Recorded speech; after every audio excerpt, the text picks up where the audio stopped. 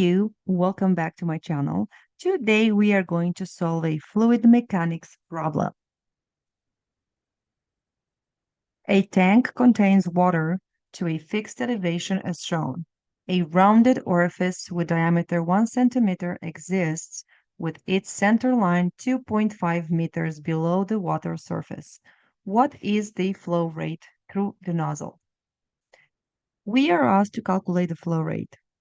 Now, when you look at this picture of this problem, and if you are familiar with the FE handbook, you are going to recognize on the exam this little picture.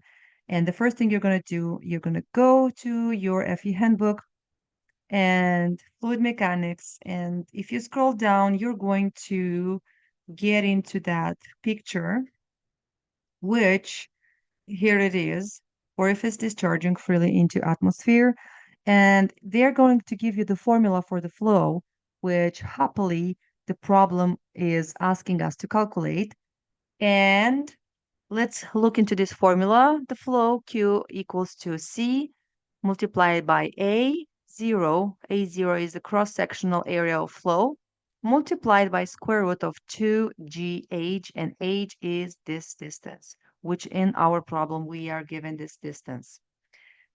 Now let's talk about what is C. You're noticing that this coefficient C, it's not given here, but if you get yourself familiar with the FE handbook, you should know that C, just scroll down a few pages and you're going to get into a table with a few values for C. Here it is. So here's the table. We have C for sharp-edged orifice, rounded, short tube, borda. The problem in our case is giving us a rounded orifice. So the value for the C in our case is going to be 0.98. Okay. So I think if you go back to the picture, we have everything we need to solve this problem. And this is pretty straightforward. The only issue you might get into solving this problem is a unit problem. They're going to test you on your ability to handle units. All right, so let's write the formula down.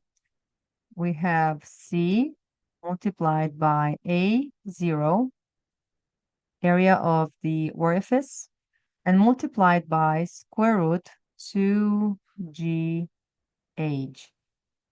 Now C, we've seen it is 0.98. The area of the orifice equals to, we have a rounded orifice, so the area is going to be equal to pi diameter squared over 4. And in our case, diameter is given as 1 centimeter. We are going to transform it into meters, and it's going to be 0.01 meter. So now I think we have everything we need to come back here and substitute. So I'm going to say flow equals to 0.98 multiplied by the area, which is pi, multiplied by diameter, which is 0.01 squared, divided by 4, multiplied by square root of 2. Now, g is the gravitational acceleration. And if you don't know what it is, they are giving it to you in the HEFI handbook. Go into the unit section, scroll down one page, and you have gravitational acceleration for metric units and US units. We need it for metric units, and the value is 9.807. Usually we use 9.81 meters over second squared. So we have 9.81 meters over second squared, and multiply by the age. This value is the age. Have 2.1 meters. And now it's only a matter, this we have meters squared. It's a matter of using your calculators carefully. So I'm going to do 981 multiplied, 2.1 multiplied, square root of that. Next, we have 0.98 multiplied pi multiplied 0.01 square root of that multiplied 4 divided. So I get a value for the flow equals to 4.94, okay, multiplied by, okay, I get 10 power minus 4. And these units are, we have meter multiplied by meter. This is meter squared over second squared. Outside of the radicals, I'm going to have meters over seconds multiplied by this meter squared. The units are going to be meters cubed over seconds. And looking at all our answers, you're noticing our answers are given in liters per minute. So I told you this is going to be a unit problem mostly. So we have to transform meters cubed over seconds into liters per minute. Again, we're going to go in the FE handbook under the unit section, which we are here already. Scroll down, we're going to have to find the liters, which is right here, into meters cubed. In our case, we have to transform meters cubed into liters. So this says multiply by to obtain. So if we want to obtain meters cubed, we have to multiply by 10 power minus 3. In my case, it's reversed. We have meters cubed and we would like to obtain liters. So I'm going to have to divide by 10 power minus 3. In other words, 1 liter equals to 10 power minus 3 meters cubed. Let's go ahead and write that down. So I'm going to say, let's see. So I'll come here and I'll say, well, 1 liter equals to 10 power minus 3 meters cubed. And next we have to transform seconds into minutes. So we know that 1 minute has 60 seconds. So now we can get rid of seconds. We can get rid of meters cubed. And I have 10 power minus 3 here, 10 power minus 4 here. I can cross that out, and this is going to give me 10 power minus 1, which is 0.1. So moving forward, I'm going to say, let's go ahead and do the math here. So I'll have 494, 10 power minus 1 divided, multiplied, okay. And then 60 multiplied.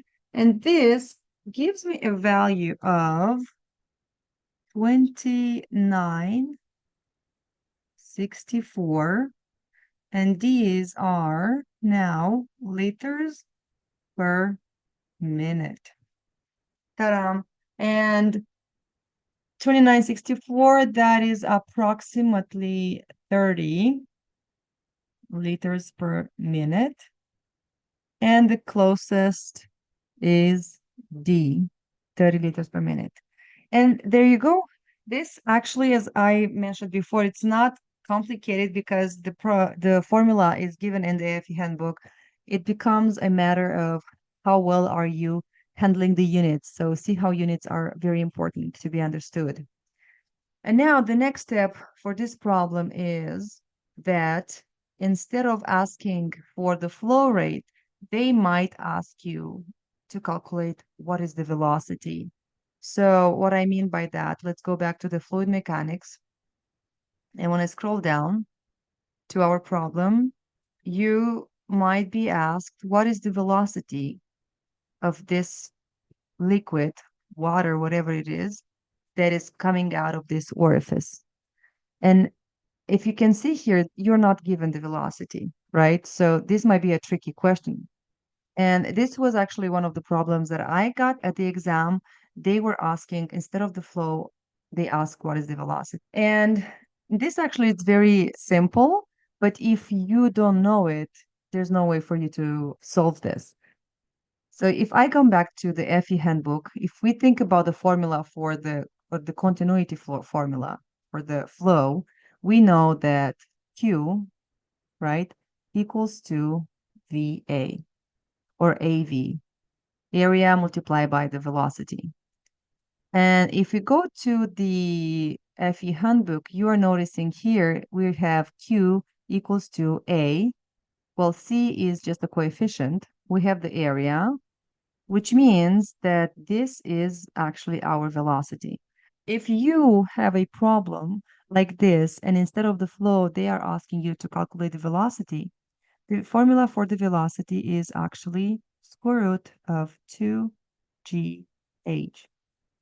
And funny thing is that if you have been flipping through the this handbook, somewhere in the handbook they do give you this formula, but just not here.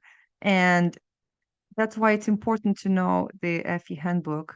I'm just gonna oh, there you go. See, they are giving you somewhere in the FE handbook the velocity formula, which is square root of 2gh. So just keep in mind that instead of the flow, they can ask you, which it happened to me, right? I had that on the exam. They can ask for the velocity. So don't panic. Velocity is equal to square root of 2gh. And if we are to substitute, we would have 2 multiply g, which is gravitational acceleration, 9.81, and multiply by the h, which is 2.1, and do the math, and you're going to get your velocity. All right, that's it for today. I hope you found it helpful. If you did, don't forget to subscribe and give it a like, because this helps put this video in front of more people just like you. Keep up the good work on solving the FE problems and preparing for the exam, and I will see you next week.